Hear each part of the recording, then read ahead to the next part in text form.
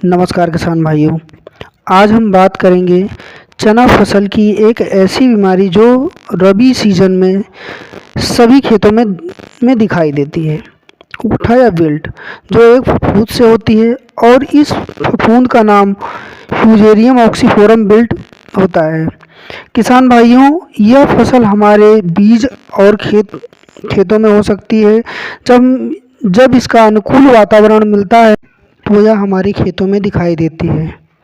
पहले किसी किसी स्थानों पर दिखाई देती है और इसके लक्षण शुरुआती अवस्था में पहले पत्तियों पर दिखाई देते हैं, फिर पूरे पौधे सूख जाते हैं और जब हम पौधे के उखाड़ कर देखते हैं तो सफ़ेद या काले रंग की जड़ें दिखाई देती हैं।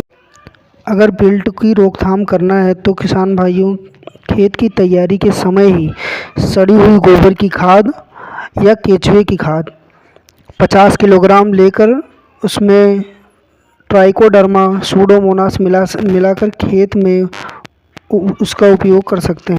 और किसान भाइयों, चने की फसल में बीज उपचार बहुत ज़्यादा आवश्यक होता है। बीज उपचार ज़रूर करें।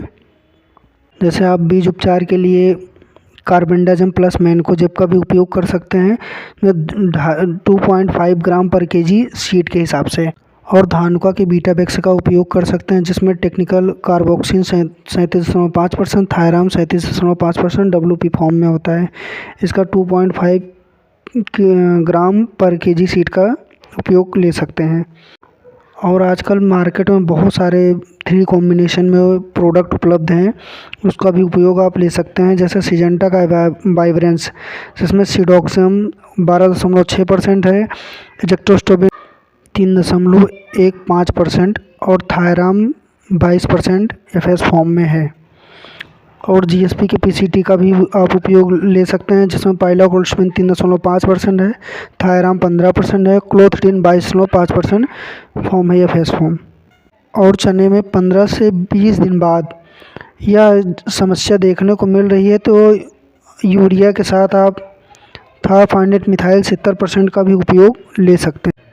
या फिर आप ट्राइकोडर्मा को केचुए की खाद या गोबर की सड़ी हुई खाद में 50 किलो में आप मिलाकर उसका बुरकाव कर सकते हैं, फिर उसमें पानी पिला दें।